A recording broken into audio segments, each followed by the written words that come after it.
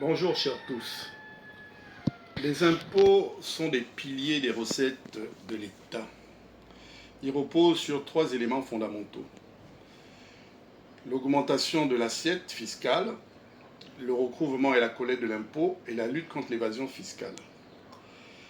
Le Conseil des ministres du 4 décembre 2025 a institué un nouvel impôt qui va prendre effet en 2026. Et c'est un impôt sur la taxe d'habitation, c'est un impôt très important parce qu'il permettra de financer les voiries et réseaux divers, la collecte des ordures, enfin tout ce qui concerne les collectivités dans leur ensemble. Mais cet impôt manque d'équité parce que prélevé sur les factures d'électricité, il va impacter toutes les familles gabonaises. Et comme dit la Constitution gabonaise dans l'article 39, tous les Gabonais sont égaux devant l'impôt.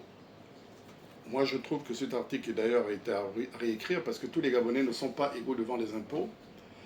Parce que nous avons des populations misérables, des populations pauvres, des populations de la classe moyenne inférieure, de la classe moyenne supérieure, les riches et les milliardaires. Donc tous ne sont pas égaux face au paiement de l'impôt.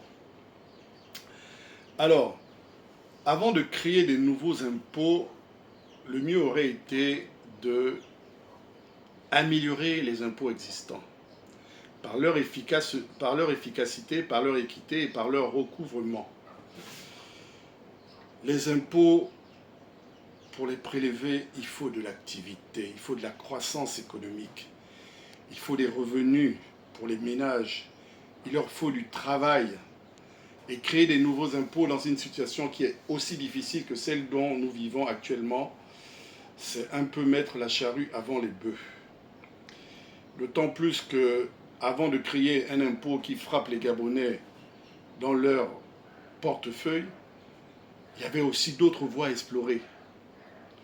Notamment, on aurait pu créer un impôt sur le numérique en taxant les revenus générés par les grands groupes comme Google, Meta, Netflix, Canal+, qui n'ont pas de siège physique au Gabon et qui encaissent des revenus extraordinaires de leurs activités.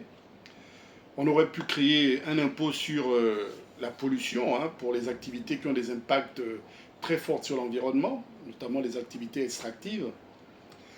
Et on aurait pu créer un impôt sur la fortune, sur les grandes fortunes, sur les grandes fortunes immobilières, sur tous les gens qui ont des milliards et qui ont beaucoup d'argent dans ce pays et qui ne payent pratiquement pas d'impôts sur l'argent qu'ils détiennent. Donc c'est cela qui m'a permis de pouvoir faire cette vidéo aujourd'hui. C'est de revoir un peu notre activité fiscale.